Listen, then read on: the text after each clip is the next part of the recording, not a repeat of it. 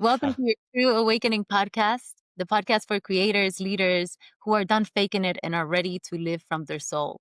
I'm here to help you break free from all patterns, reclaim your energy, and rise into your most authentic self. Each week, we dive deep into a powerful conversation and practical tools to help you stop performing and start creating a life that actually feels like you. So let's go.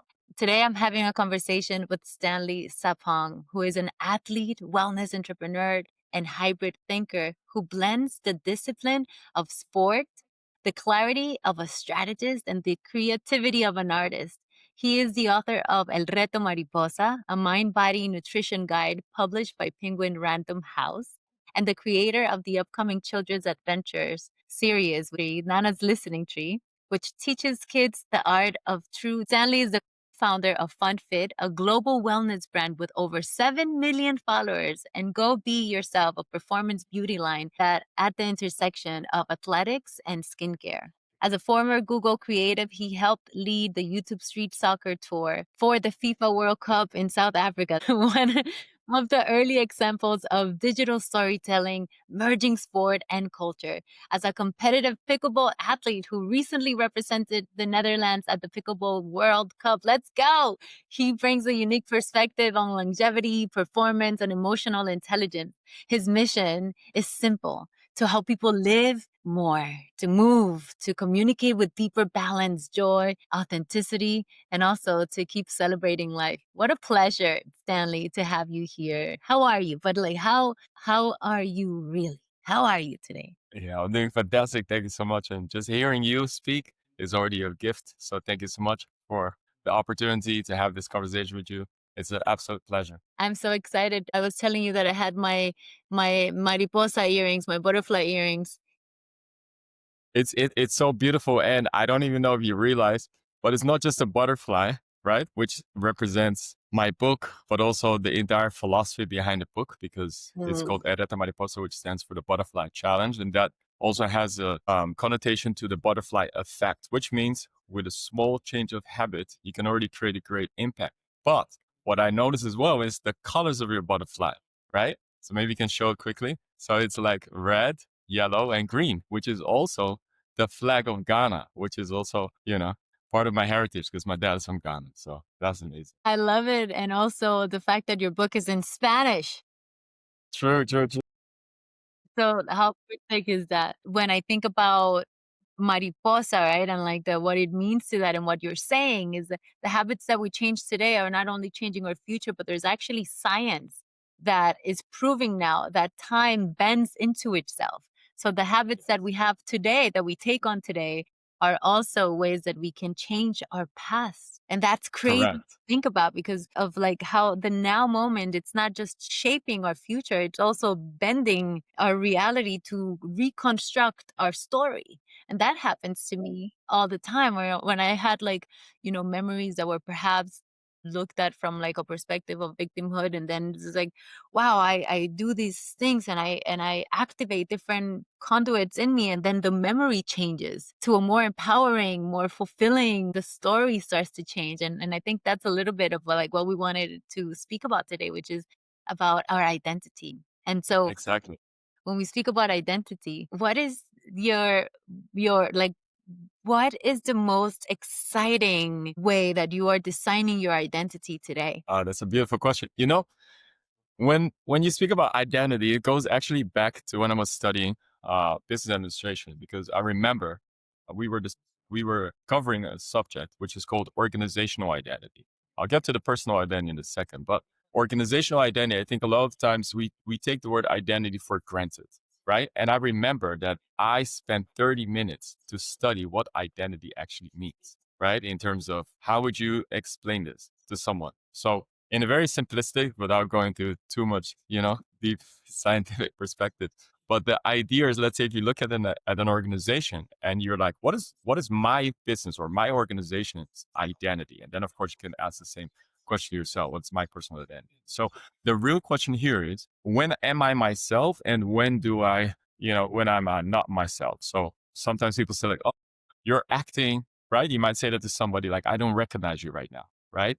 Are you yourself? So the real question is, and then talking about sports, and for example, when I represent the Netherlands for pickleball, we have to design shirts, right? So the question is, what can the shirt look like, and what design doesn't really reflect the country? So simple answer is, it is a set of features. Okay, that's what identity is, right? So for example, one dimension could be color, right? So for example, if it's the Netherlands, we have red, white, blue, and then orange from our royal family. So this sort of are the color palette that you can play with. If you want to use a different color, you have to renew yourself. And the way you can do that is to partner up with someone, because now you're associated with that person. So for example, talking to you, right, and building that friendship, that basically means that now I have a little bit of Colombia in me, right?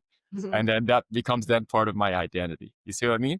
So this is sort of how I tend to look at identity. Another beautiful thing is that whatever you want to become, right? There's sort of a scientific study which actually shows that when you really think and believe that you are that person, even if you're technically not yet that person, you are that person, right?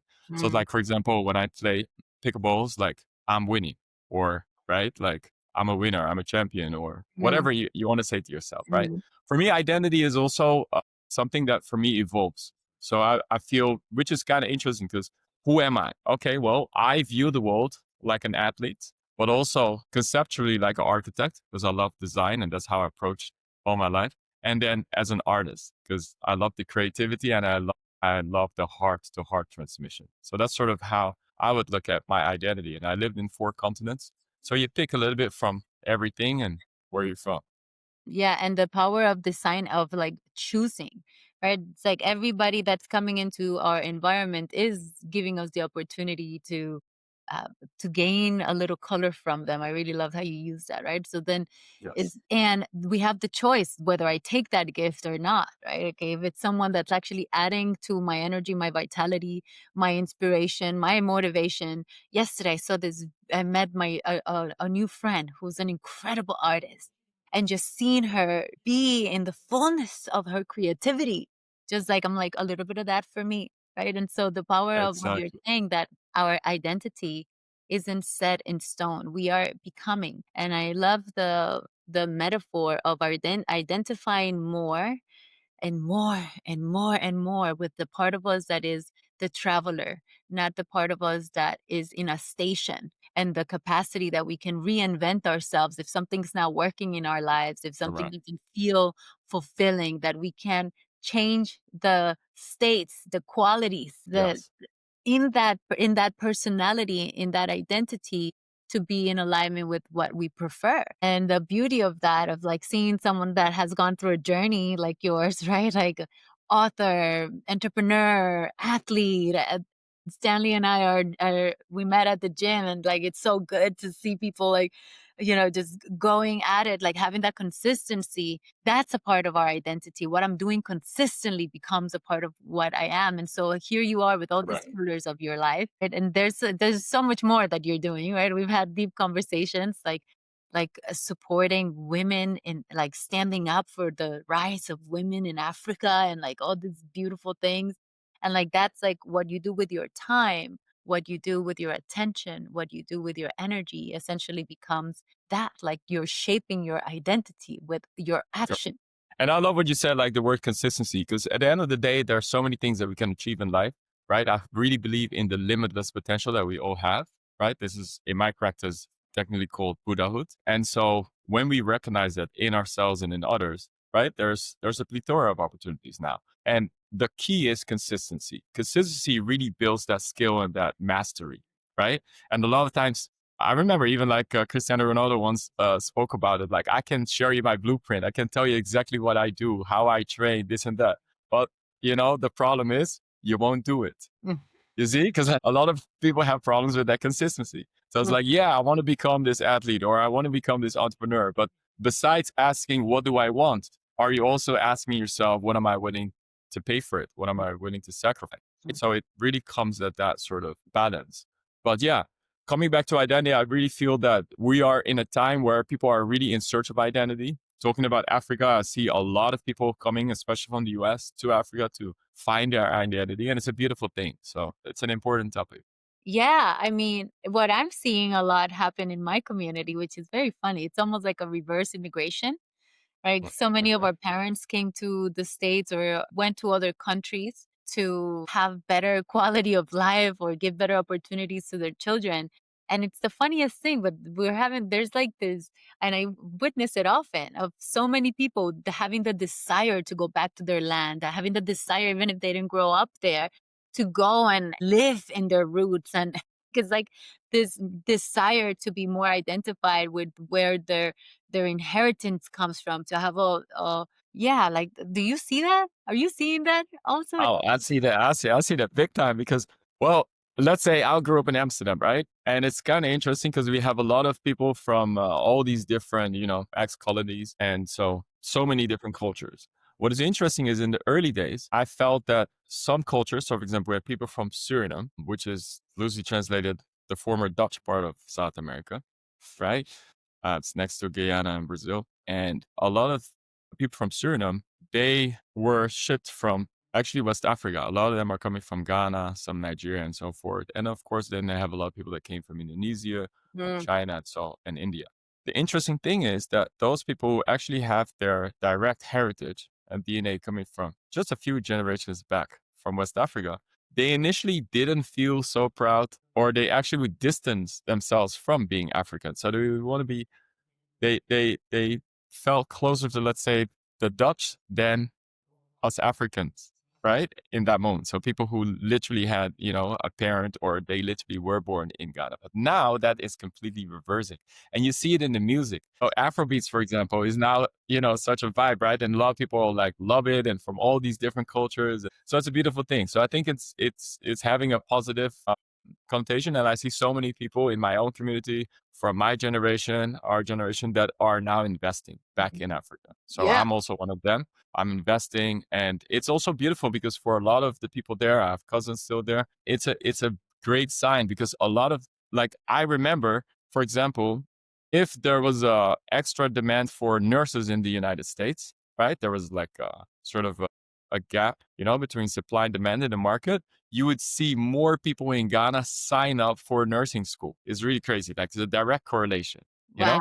because they thought they'll have a better chance. They all want to come to the United States. But now, when they see so many people like myself investing in Ghana, and then also even American people moving to Ghana and actually starting, a life over there, they're starting to view, their life very differently. It's like, wait a second, why Yeah. do I actually want to move? Like, now they're starting to see their own opportunities. And you see so many young people that are so successful, like even beyond, what sometimes we can imagine success means over here. So it's really amazing to see.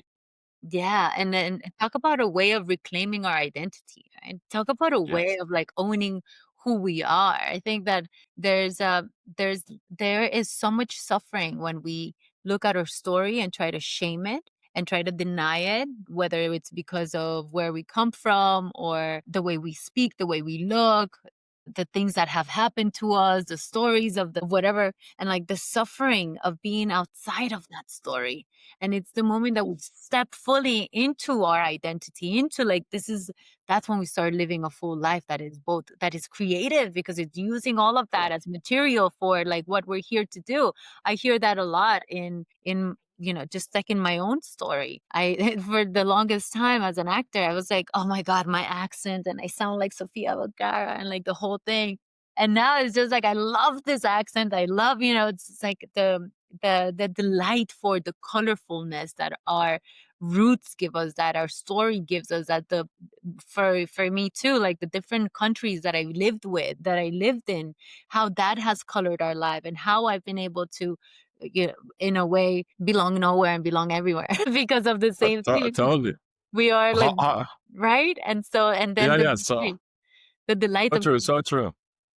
Like I was listening not too long ago to a song, found this artist on Instagram, and she recorded a song which is so beautiful because she also has like all these different, like she's like basically mixed race, grew up in three continents, I believe. And so she defined it as layers, right? Which I loved. So it's like identity, right? Another way to look at it, it's like having different layers. And this is how you then can evolve. Because a lot of times, I remember even like during the World Cup when I was working at Google, my team, I was sitting with the Benelux team, mainly Dutch people, and from Belgium, and they were asking me like, "Yeah, so who do you support, Ghana or the Netherlands?" Because they were both playing in the World Cup, and my answer to them is like, "Who do you love more, your father or your mother?" Like, it made no sense, that question to me, right? You're not gonna choose one over the other. So the best way to look at it is layers, right? And I think this is how you can then also accept your identity in a more rich way, because you don't have to say like, "Oh, I'm Colombian, I'm American, or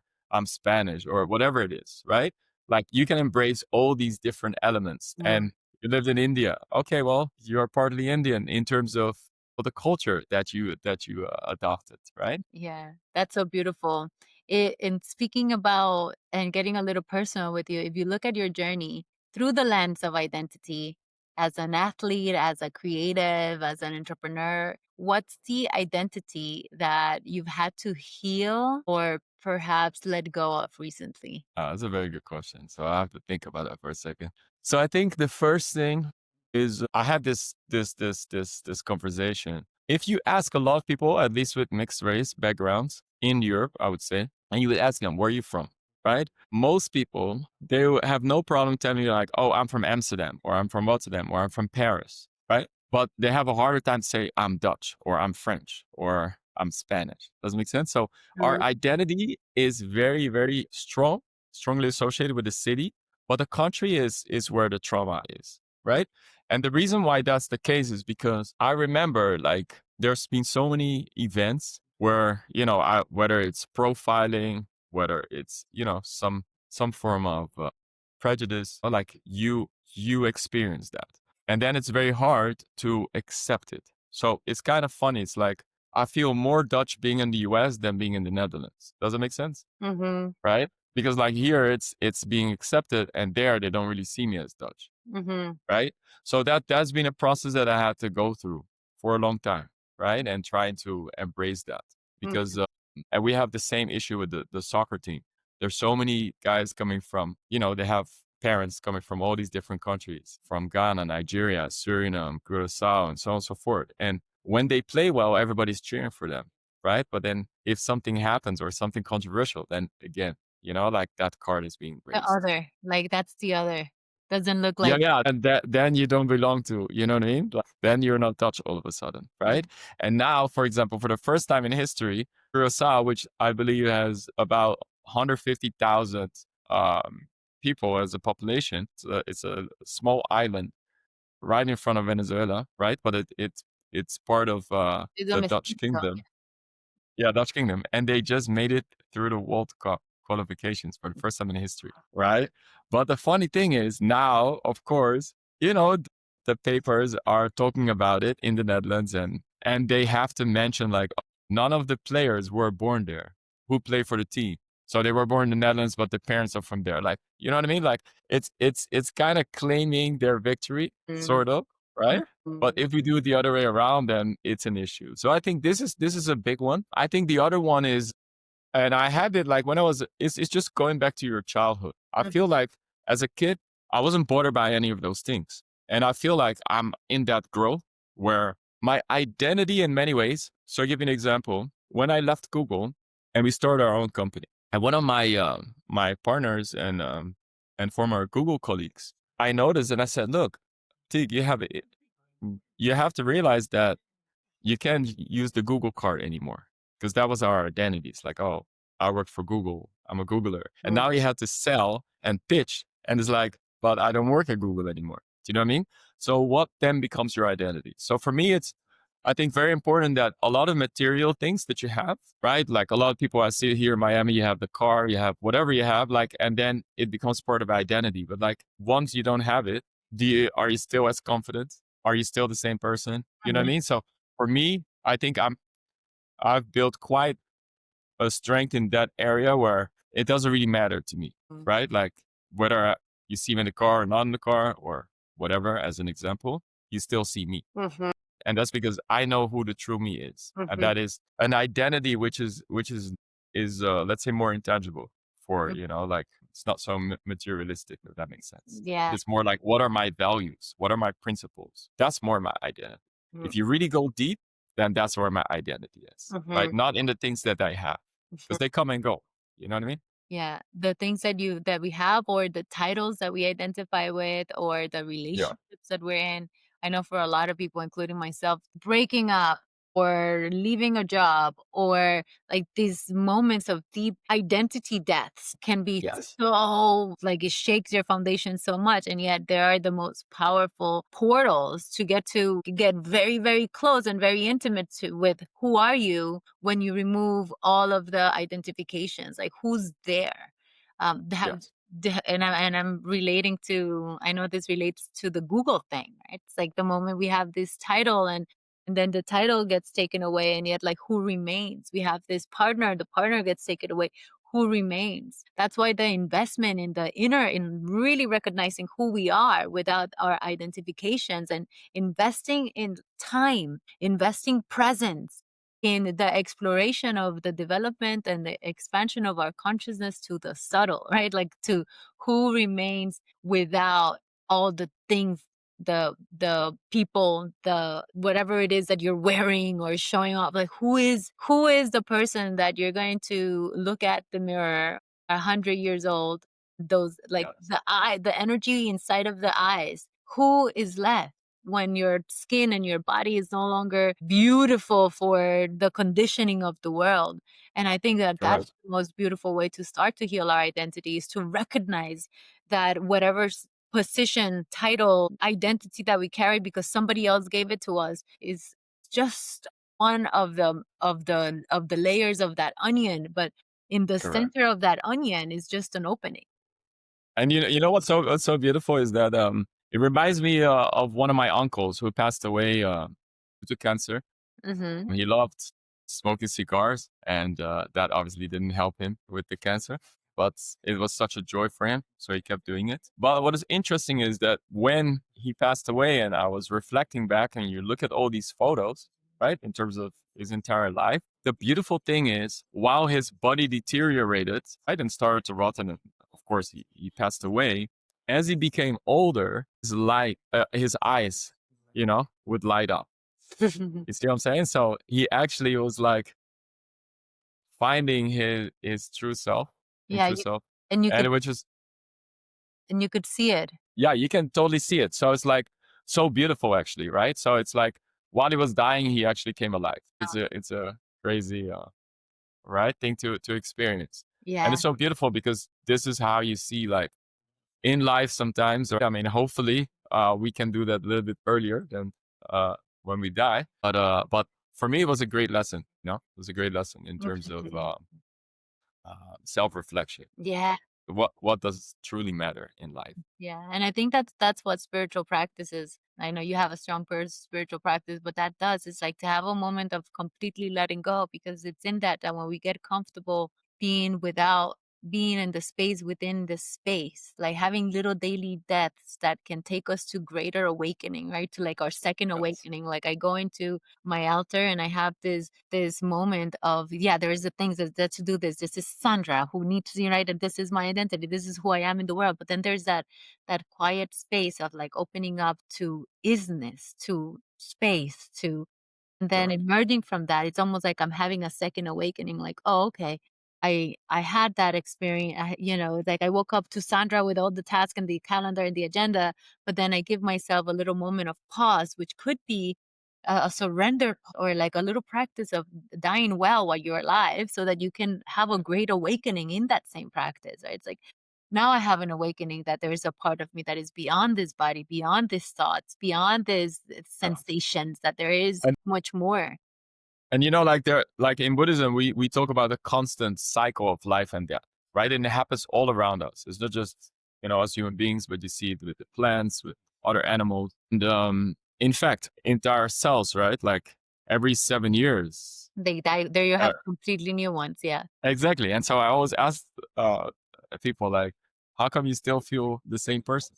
Do you know what I mean? So that means that there's something deeper than that, correct? So that's that Totally. energy. Yeah, I exactly. mean, if you just simply close your eyes for a moment and you just imagine who you were when you looked at the mirror when you were 3, and who you were when Yes. you looked at the mirror when you were 8 and 18 and 17 and Mhm. yesterday, and all these different bodies, right? Like the bodies change Correct. completely. The environments, the hair, the clothes, the identification with who, and yet that essence that still remain. That's who we are, right? Like who you Yes. saw in the mirror, who you saw in the mirror, like the energy that you saw in the mirror. That's the identity that I feel is very important for us as humans in this new evolution, expansion of consciousness, which is so beautiful to see so many people awakening so fast Correct. that we ground ourselves in, like, yes, there is this identification that it's like my avatar that I can continue to create.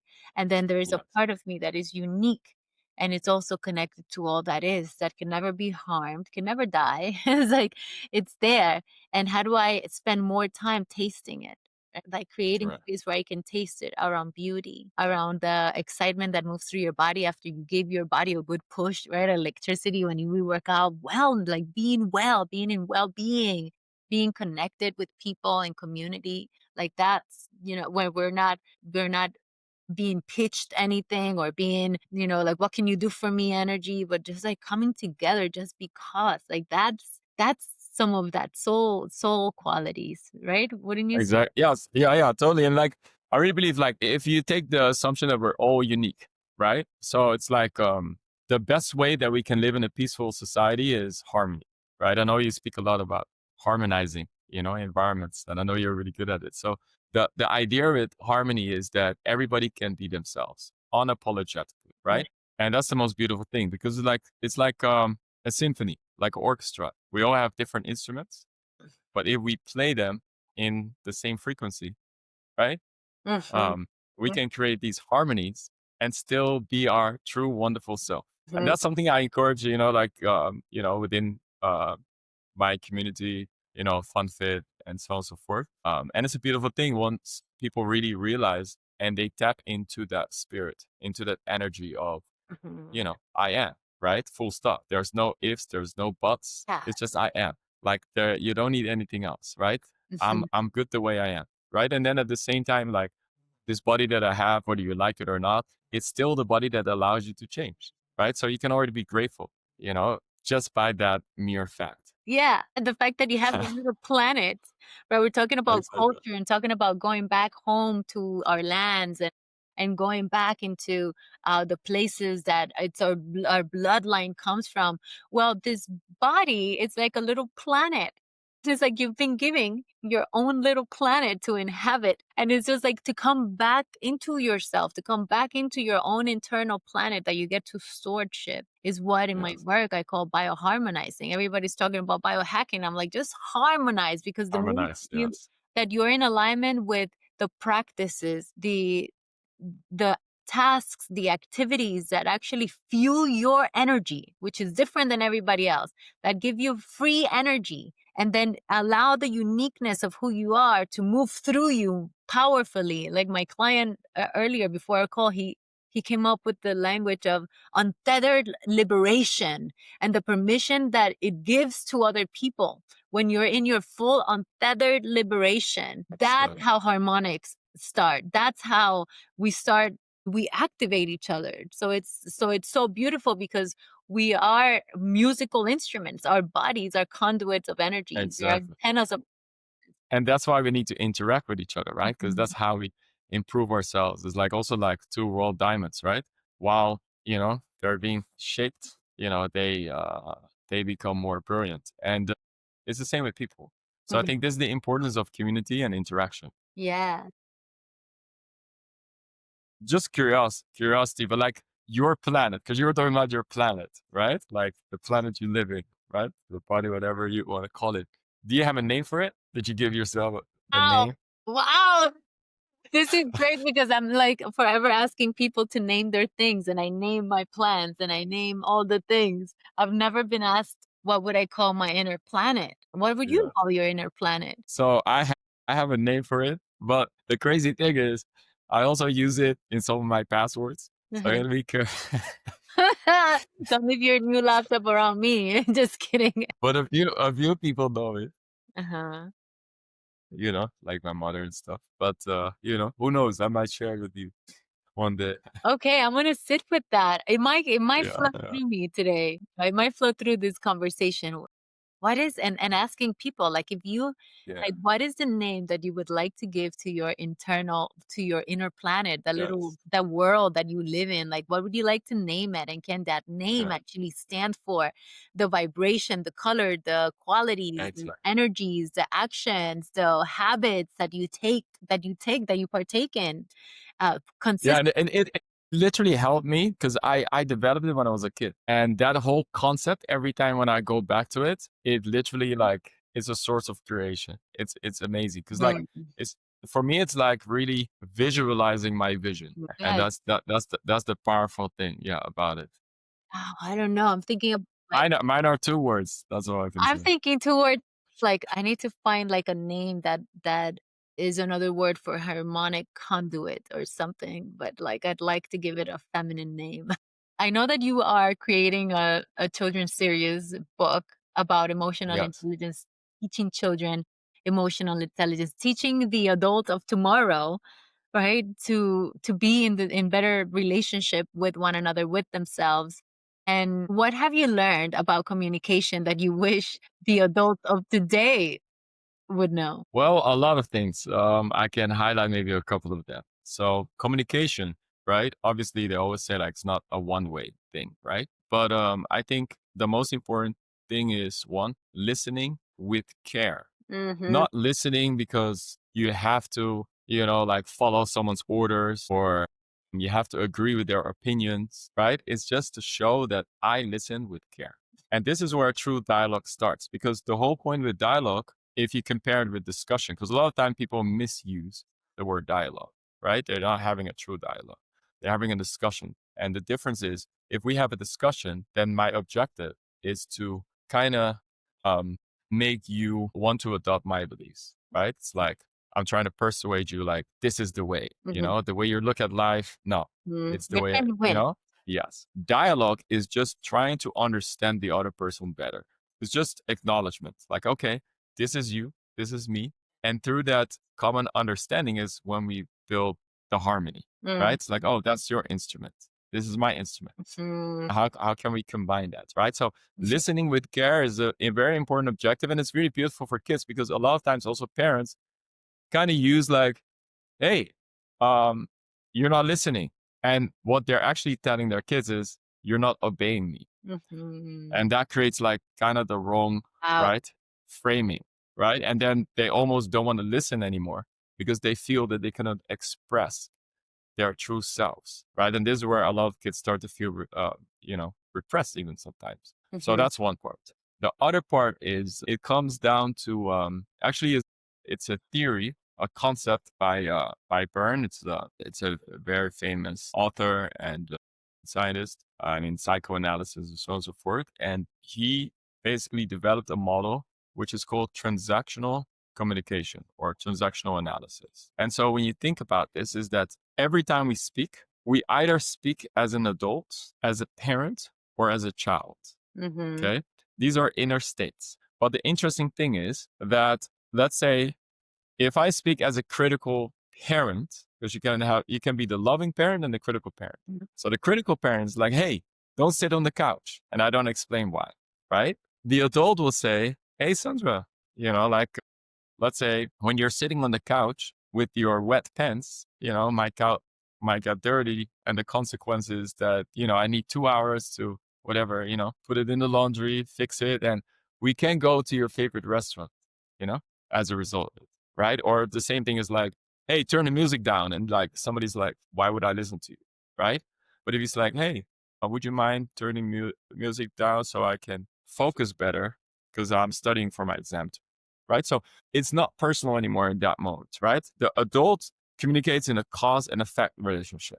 And then you also have the playing child. The playing child is just like having fun, right? But you also have the hurt child.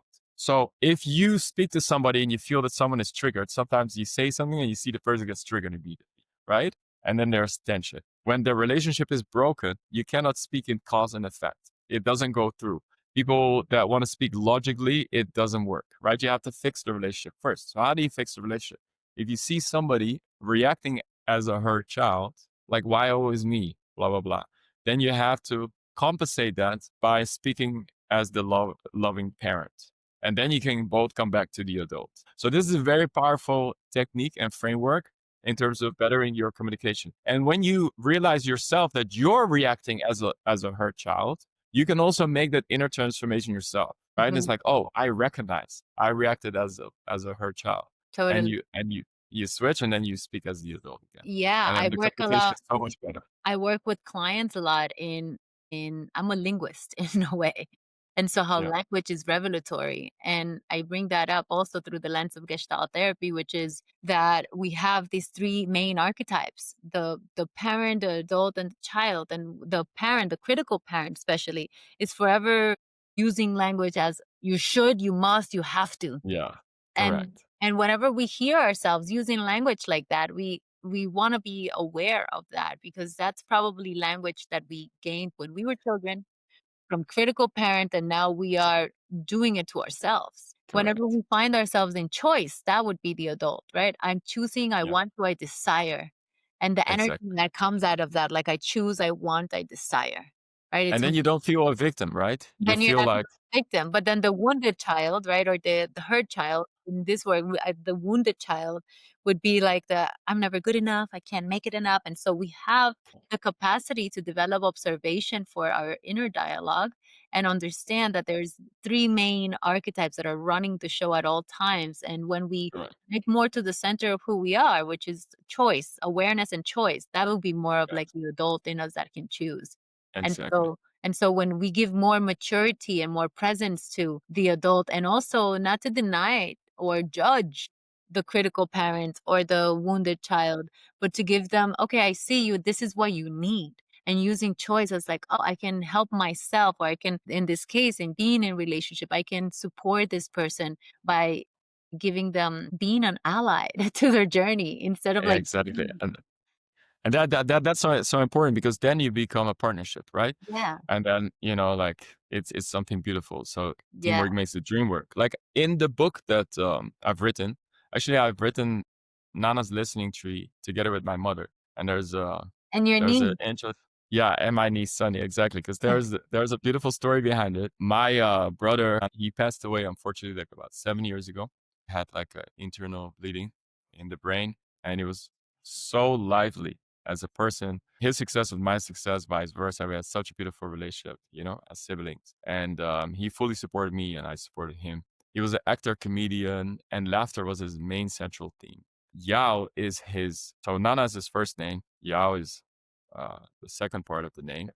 And in Dutch, when you phonetically say Yao, it means you. So Mm, we created a company which is called Yao Company. And that was also Nana's dream. mm. And he also was giving trainings with my mother. The last one he did was for the National Police Force in the Netherlands. And he was really able to get them out of the box. You know how some policemen can be quite rigid in their way of being, but he was able to get them completely loose and really expressive, and they enjoyed it so much. Still to this day, they remember my brother, and that sort of is the starting point for this book, because I wanted to create a legacy for my brother. And so Nana also means different, has different connotation in different cultures, but in the African culture it also means like a very important person. Here it can mean a grandparent, and so on and so forth, Mhm. right? So it has that beautiful semantic to it. So Nana's listening tree is a adventure of two classmates, Nana and Nuri, who live in a town called Whisperwood. Mhm. And the beautiful thing is that in Whisperwood, there's this ancient tree. And the ancient tree, right, obviously it's called the listening tree. And so they wander after, like a school trip, they wander into the forest of Whisperwood, and then they meet the listening tree. And the listening tree is revealing all kinds of wisdom. But then there's the antagonist, which is like the ugly silence, right? And so every time there's something in their town, conflict, something, going on, the forest starts to deteriorate. And so the challenge that they have is to solve some of the tasks that they get from uh, the listening tree.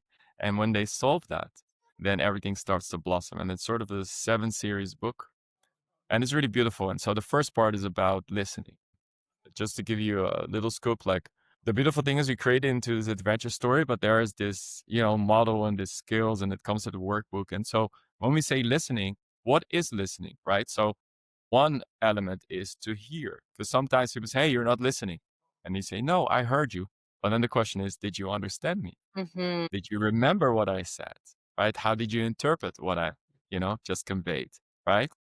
And then did you actually respond to let me know that you actually were listening? So listening has so many different elements. And a lot of times we're just thinking about listening as hearing. And then people get upset, right? It's like, oh, no, I did listen, but they actually want to know something deeper. Yeah. Mm, yeah. We're often like, I heard you, but really we're just hearing our expectation of what they think they said, and we're looking and listening to it through the realms of our fears or programming without actually caring that there is a new moment today. And if I Correct. hear you with care, which is what you're bringing, if I hear you with care, I can allow my body to actually receive you. And when I Correct. actually receive you, I am not bringing into your identity, perhaps the identity of somebody that might have hurt me. I can be right here with you. What I love so much about this book is like the parents are going to be reading these books for the children. They're going to be learning so much. It's so great. No, it's funny because I actually was talking to a few parents. And then, some of these parents were saying like, well, I actually need to read this myself too. They recognize it. Yeah. I love it. One of the things that we align with a lot is in the understanding that movement, the vitality of our bodies, right? Talk about creating an identity and Yeah. using our bodies to heal ourselves on a consistent basis to let go of emotional baggage, to let go of tension, to create explosion of chemicals in our brains, right? We have had conversations where we kind of really understand that movement is medicine. So was there a moment where you realized that perhaps the body is the doorway to emotional freedom, to greater levels of creativity? Was there like a moment for you or like a season in your life? That's a good question. I mean, I've always like movement has been part of my life. Like Mm. I always say to people like, if the day you don't dance, you don't live. Right. So Right? every day I'm dancing. Yes, exactly. So that's just me. I wake up dancing.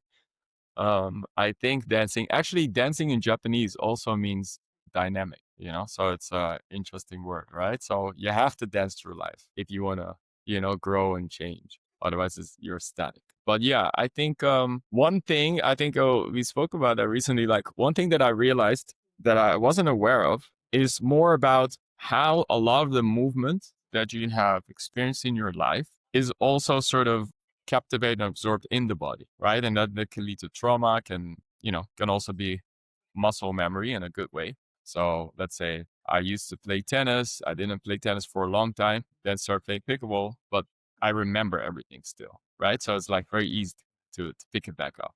But one of the things that was for me quite interesting was when I learned that I had some injuries, and especially with soccer, you get so much impact, so they hit you everywhere. I don't really recommend it to everybody, but people are always surprised when they hear like, oh, like I wouldn't be necessarily like telling my kids go play soccer if they want to, of course. But I'd rather encourage them to play racket sports, much healthier for the body, the mind, and everything. But anyways, I did also play, and I got hit so many times. And what I realized is when I was here in Miami and I did some sessions with a very good friend of mine. He's a holistic healer, also a chiropractor, and so on and so forth. And he works with a lot of top athletes. He basically was massaging my fascia, right? Emotional release. Talk about that. Yes. And that helped so much. And it helps even to the degree that you can increase your mobility by doing that, which is kind of crazy. So you have more reach all of a sudden. And so as an athlete, that makes a huge difference in getting the ball or not getting the ball. Could literally be the difference in winning or losing that game Mm, if you're in a tight match, right? So this is something for me that was a reason, let's say, yeah. revelation in terms of there's so much body work that I can still do. Let's put it that way, right? That also I have my allergies. I'm allergic to dairy products and I don't take sugar, like artificial sugars and added sugars. I try to keep things as clean as possible.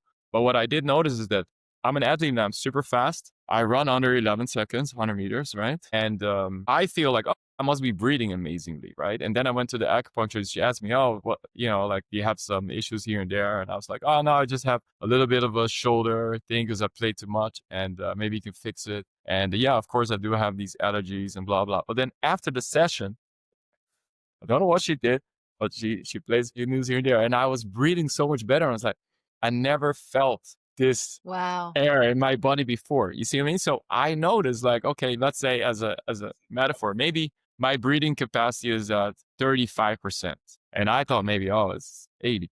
Because I'm already like, like performing so well, let's say, relatively speaking, that you feel like, oh, it's probably good. But I actually know, like, no, this is where I have still a lot of Mm. room to Oh, grow. And actually then when I did deeper research, especially if you look at Eastern medicine, the meridians? your yes, and also like your allergies are directly related to the skin, Mm. right? And your lungs. So the skin and the lungs is considered one and the same organ. Wow, I didn't know that. Yeah. So that basically means, like, with allergies, a lot of times people get like, let's say you're allergic to sugar and you eat sugar, then you might get some rashes or eczema on your skin, correct? And same thing with milk. I have a lot of people that were allergic to milk and say, oh, I'm not allergic to milk anymore. But then they develop asthma. And so it's a breathing issue now, right? The lungs. And Mm. so the See. two work hand in hand. Yes. Yeah, so keep taking care of your body, people. Oh my goodness. Yeah, like my body is definitely asking for like body work and I'm choosing, I was going to say I got to, right? I'm choosing to listen Yes. to the whisper so I don't have an injury moving forward because like that's the relationship with the little inner planet. It's like can I pay attention to everything seems good and I think that that's why sometimes we have a hard time with expanding our identity, which is that things seem fine and everything is working. And what if we start actually imagining what if it gets better? What if it gets better? Exactly. What if my breathing gets better? What if my capacity to hold more abundance, more love, more joy gets better? Can I imagine better? Not because Yes. this has been working doesn't mean that that's the limit. Like how and like, to actually ask ourselves that question, how can it get better? How can my body get better? My lungs get better? My productivity, if that's important to you, whatever it is, like how can, how can we keep imagining a better version of ourselves so that our life is not in decay, but it's in actually in service of our own life and life itself. When we start Exactly. when we start aligning our life with life-giving values because there is that understanding that identities have to die and I get to renew myself. There's all the seasons in this planet and there's all the seasons in my inner planet, in my being, mentally, spiritually, physically. And how can I learn to not resist the seasons, but always know that they're taking me to a new cycle, a new emergence of the butterfly, right? Like Exactly. emergence of like, okay, the it's part of the cycles. When we have no resistance, we have no suffering. I keep repeating that to myself. No resistance, no insistence. No resistance. Beautiful. Really embodying like the element of water, which is like, she can wear down rock. She's just flowing. Exactly. That's the thing. We always say, like, in Buddhism, like, do you have faith like water or faith like fire? Right? And Mhm. fire is the inconsistent part. But Mhm. faith like water is like consistent. Yeah. And knowing that our body consists mostly of water, right? It's like continuous flow.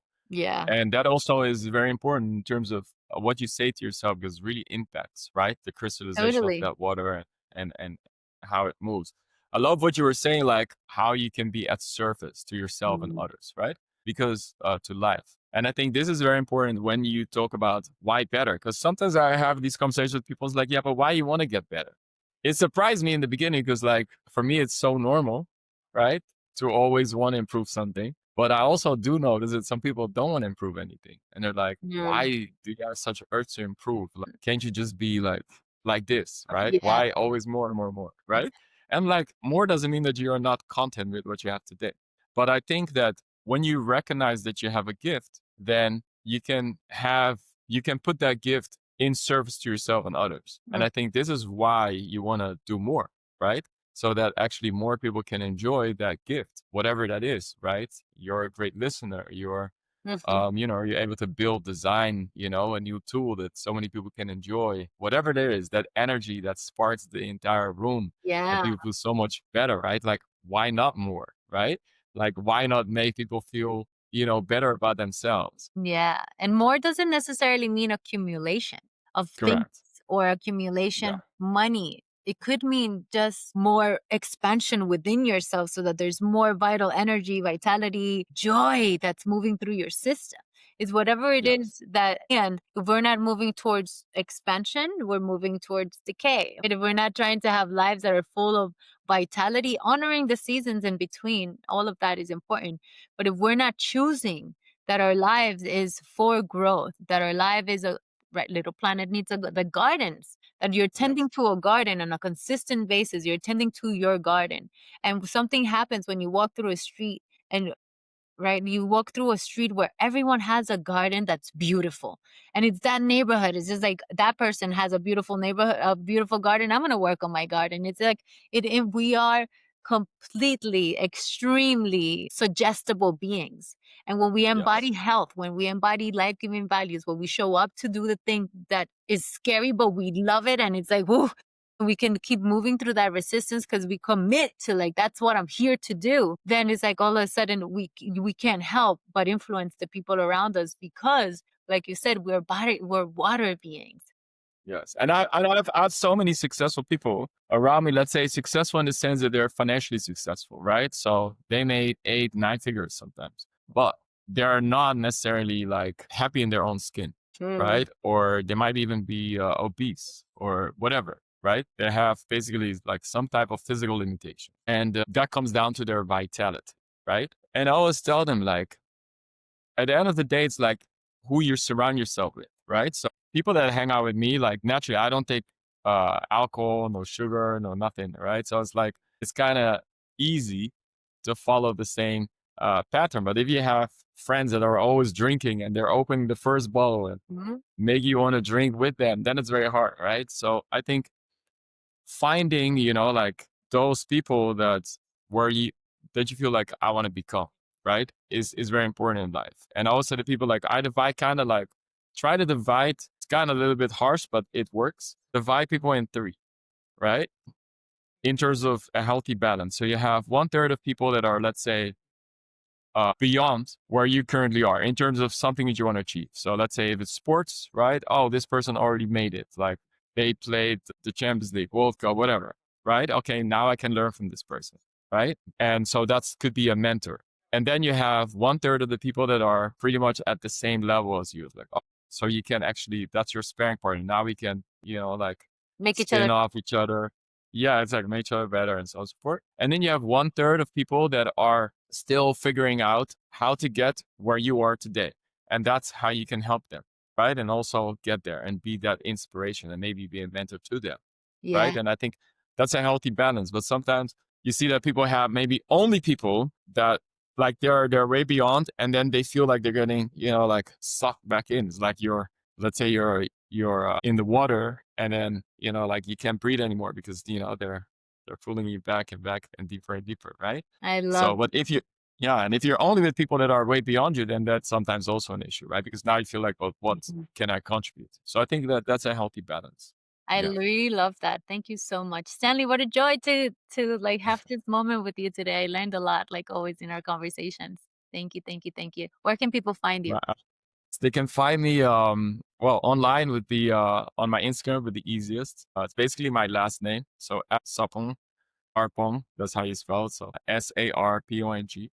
And I guess through that, you'll find the rest of me. Feel free to text me if you have any questions and so on and so forth. You can find my channel, YouTube channels, when you type in FunFit with double T, or the book that I've written, El Reto Mariposa. Just type it in Google and it will appear. But yeah, that's the best way to find me, I guess. Definitely fun. Or on the pickable chords, you I probably was find gonna me. say that, like, definitely find him in pickleball courts because he's so exciting about pickleball. I like even get the bug. I'm like, you're going to train. I kind of want to train. Thank you, Sam. Yeah, you should definitely come along. Thank you, thank you, thank you. Have a beautiful rest of the day, everybody. If this episode stirred something in you, please subscribe to this podcast and stay connected with us. We would love to keep having you in these conversations. Have a beautiful rest of your day.